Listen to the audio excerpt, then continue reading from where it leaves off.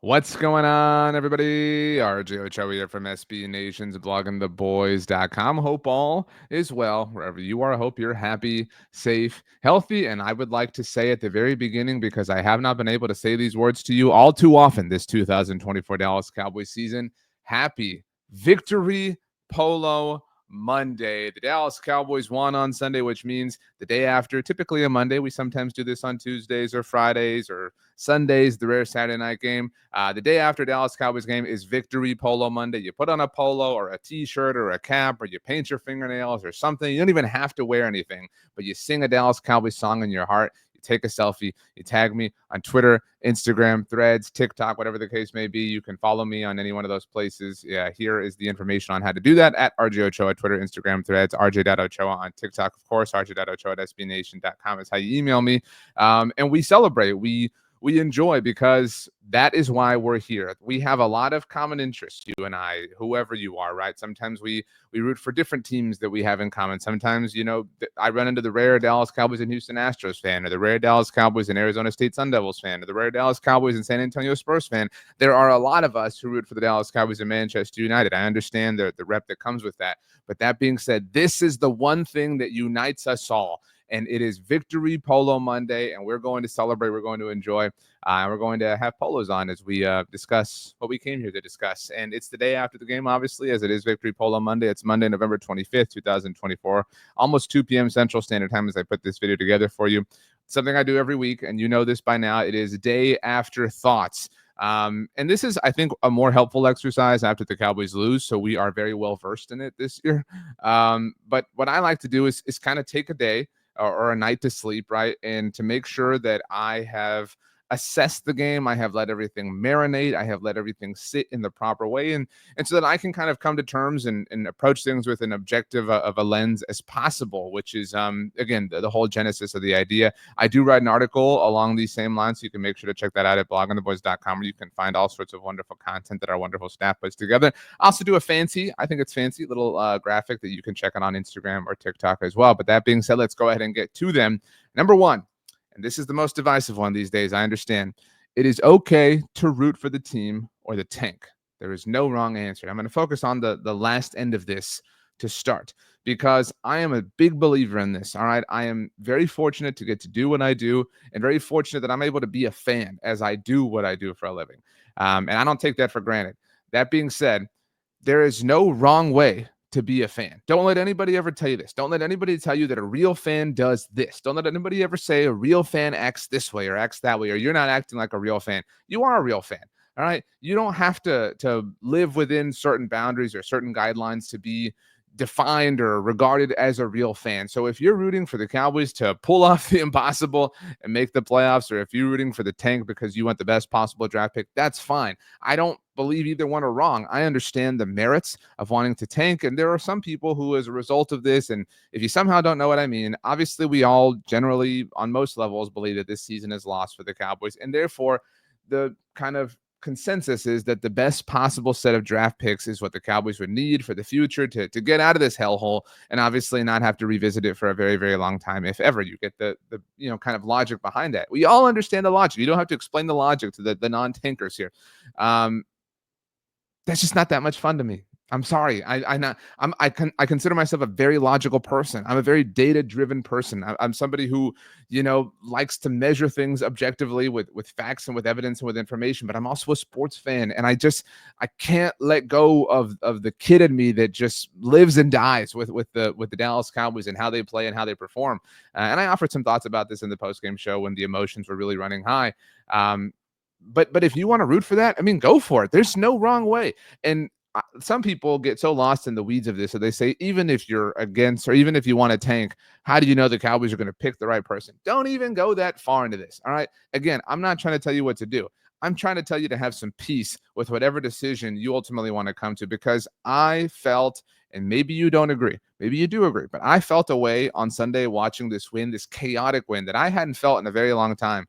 I wrote a few years back, it's been several years now, the Cowboys had a habit of playing in chaotic games the Sunday before Thanksgiving. It just kind of always worked out that way. In fact, this past weekend, the NFL freaked out and celebrated Odell Beckham Jr.'s catch, because it happened 10 years ago.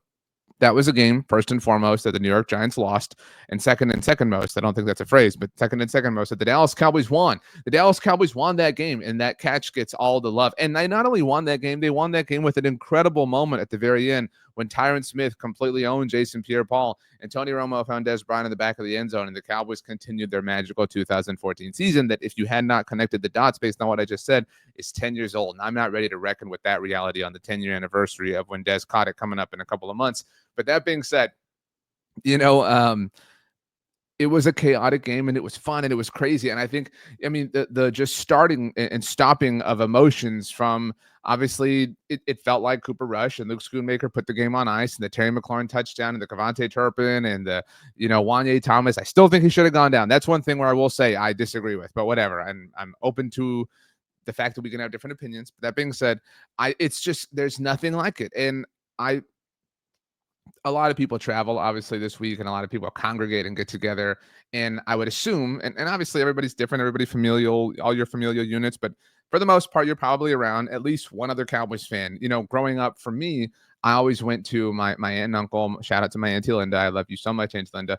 And my cousin Jeremy, who I'm very close with. It was his birthday last week, and his birthday was last week, and my birthday was a month ago. My son's birthday was this past week, and thank you all of you who sent wonderful messages. You're so very kind. So I tell you all these things about my personal life because this is such a magical time of year for me. And I know that you feel that way for your own reasons, right? You have your own details about your life that make this fun and make this interesting and make Thanksgiving what it is. So to come into Thanksgiving off of a win on the road against a division rival was just, I mean, it was like that first roll on Thanksgiving. It was just incredible.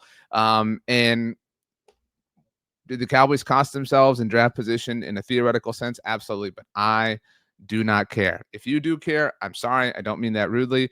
And we're allowed to feel different ways. But man, it's fun. And I said it then. I can promise you that if they win on Thursday, the Cowboys, then I will have a video here besides Day After Thoughts that is a look at how they could possibly reach the playoffs. It is worth mentioning that since 2008, you'll find this in my historical notes article and social graphic. Since 2008, there are 5 teams who have reached the playoffs when they were 4-7 or worse at this point in the season.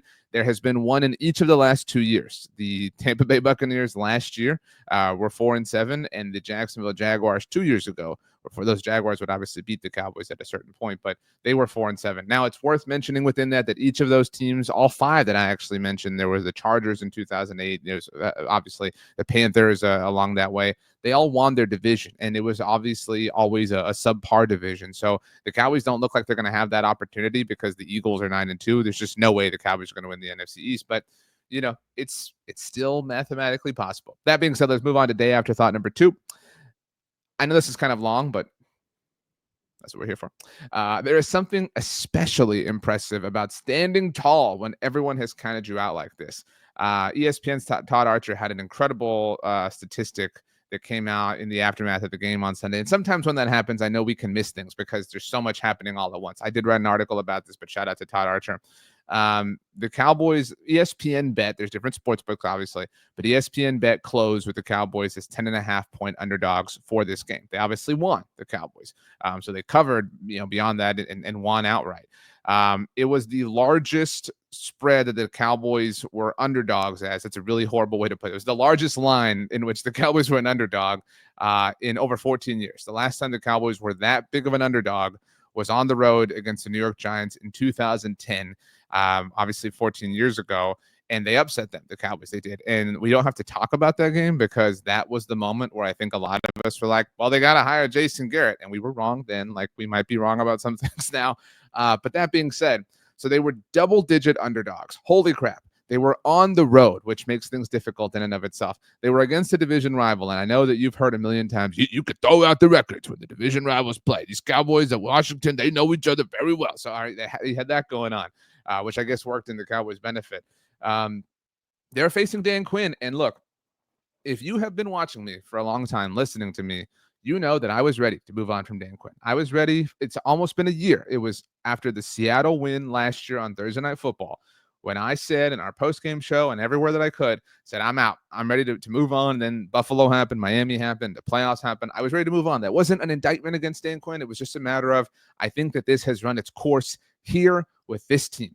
So I was ready to move on. So I don't have any kind of second thoughts about that. But I know there were a lot of you, and I'm not trying to call you out, but a lot of people who said Cowboys should have hired Dan Quinn. Cowboys should have fired Mike McCarthy and promoted Dan Quinn. Dan Quinn was the real reason that they had all the success that we don't want to give them credit for, but they had all the success over the last 3 years. Dan Quinn was the one, not Mike McCarthy. Mike McCarthy sucks. I'm not here to defend Mike McCarthy to you because he did a lot of things in this game that I disagree with. Mike, dude, bro, the jet sweep to CD Lamb, everyone knows it's coming. All right. Just you got to think a little bit differently, man. Okay. But anyway, that being said, that they were double-digit underdogs on the road against a division rival who's now led by Dan Quinn and is a team that the whole NFL has rightfully been kind of anointing and crowning as having arrived. And it is just such a satisfying thing in a general way in life. If you're playing, basketball in the driveway and somebody says, you can't make that shot, and you make it, that's such a satisfying feeling, right? Somebody says, there's no way you can ace that test, and you do it, boom. There is just something human within all of us that loves to prove people wrong. So for the Cowboys, down on their luck, regarded as one of the worst teams, that's not an exaggeration. I wrote this last week. Objectively speaking, they've obviously improved their standing a little bit, but this was one of the worst Dallas Cowboys teams ever, like all time ever. And they went to Washington as double-digit point dogs, obviously against Dan Quinn. The Commanders that were kind of walking tall and mighty, feeling that way Jim talked about, puffing out their chest, whatever, and they won. I mean, and they also took on a Commanders team that had a mini bye, and I think that's stupid. Whenever this happens, the scheduling stuff in the NFL, you should be coming off of a mini bye when you're playing a team coming off of a mini bye. It's ridiculous to have any games have this levels of advantage or disadvantage, especially divisional games. Obviously, the Cowboys aren't going to win the NFC East, and the Commanders probably aren't now at this point as well. But that you're making such heavy games be influenced by things like this is stupid. That's a whole different point, like I said. But the Commanders had everything working in their favor, and they even had the chance. I don't really blame Dan Quinn for kicking the extra point that Austin Seibert missed, but they had the chance to win it outright. They had all the momentum if you put any kind of stock in that, and Dan Quinn didn't. Dan Quinn, and I tell you what, and I think that I am potentially hypothetically guilty of this, so I'll put myself in this box with you. If the Cowboys had gotten trounced by Washington, the way that they got trounced by a lot of people, by Detroit or Philly or Houston or New Orleans or Baltimore, pick one. If they had gotten trounced like that, the conversation in this video and all over the world would have been, man, they really messed up. The Cowboys really flubbed this by not firing Mike McCarthy and promoting Dan Quinn. They really messed up. It would have been a 10 out of 10 on the loud scale. But that Mike McCarthy went and outdueled Dan Quinn, that Mike McCarthy helped Cooper Rush have a really serviceable game, that he did all this with so many pieces missing, that the offensive line was so good against Dan Quinn. Dan Quinn's the king of pressure, right? That all of this happened. It's a 2 out of 10 on the loud scale. And I'm not advocating for and not saying, oh, you need to give Mike McCarthy his props. I'm just saying that if the opposite had happened, we would be really, really, really roasting Mike McCarthy right now. And I haven't seen a single person say, you know what? Good for him. And in that respect, good for Mike. I'm really happy for him on a human level that this all went the way that it did. So that was thought for the day, or day after thought, whatever thought you want to call it. Number 2. Number 3 is more player specific for me, and it is KaVontae Turpin is somehow not getting enough love. If you have been following me for a long time, you may remember that there was a preseason game. This was, I guess, 2 years ago now. I had never had cheesecake in my life at that point, and I had some, and it was awesome. And so that was my bad. But I was kind of on a high of the cheesecake, and I tweeted something out like, if I remember correctly, the Cowboys didn't score a touchdown in the preseason in one game, and we all freaked out about it. So I tweeted something like, when the Cowboys were in Los Angeles to play the Chargers, I said, I will eat a piece of cheesecake for every touchdown the Cowboys scored tonight. They scored like 14 touchdowns or something. It was stupid. And so I was shoving cheesecake into my mouth. And it was a very hectic day, or game for me to work because I'm doing all these different things. And then I had to factor in cutting slices of cheesecake and all this different stuff. But that being said, that was the night that KaVontae Turpin arrived. That was the night that KaVontae Turpin just housing returns left and right. And even remember, he took the shoulder pads off, and it was just an amazing sort of thing.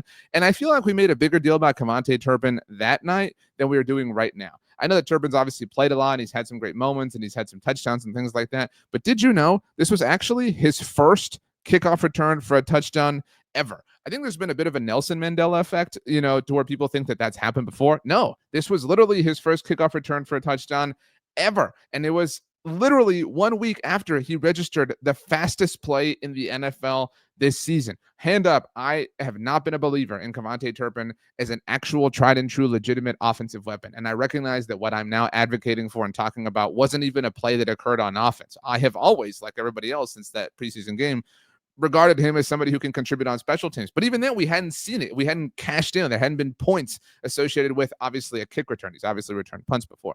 That being said, this dude is not getting enough love. He is currently averaging 36.3 yards per kickoff return. That is absurd. I mean, it's actually impossible. And if you don't believe me, let me tell you that nobody's ever done that in an NFL season. Not a single person ever. Now, there are 6 games, obviously, remaining. So, that average is going to be deflated. But it's worth mentioning that Devin Hester's best season ever in 2010, Pro Football Hall of Famer Devin Hester, I say only averaged 35 yards per kickoff return. So Cavante Turpin has a chance to be a serious, to have a especially special season, an all-time season for a returner. He's a first ballot or first team All-Pro for me. He's a Pro Bowler if you still put some stock into that. I mean, what we're seeing from Cavante Turpin is extraordinarily rare, and that was really the point that I wanted to underscore.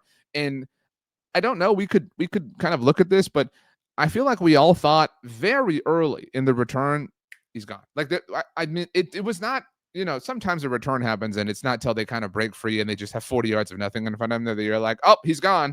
This was pretty early. Like even when there was still a lot of traffic to get through, I think we all kind of thought like, there's no way he's getting touched. So Cavante Turpin's having a magnificent season, and I just wanted to say that to all of you, my internet friends. If you haven't yet, it will be out. What time is it now? 2 p.m. Like I said, it'll be out this evening. So if you're watching this video early, good for you. You've gotten the worm. But the article version of this discussion will not be available till Tuesday evening. Very busy day at blogontheboys.com, which is why you should be over there. We have lots of stuff coming out, lots of expert analysis from our talented staffers. So, yeah, but today feels awesome. Today feels great, and nothing can change that. And I'm very, very excited about it. So a couple of things here. We have it's a very short week, obviously, with the Cowboys playing on Thanksgiving Day. So here's what you can expect. Tomorrow, Tuesday, you are supposed to have, these things are always subject to change, so don't be mad at me if it does, but I'm very confident that it won't.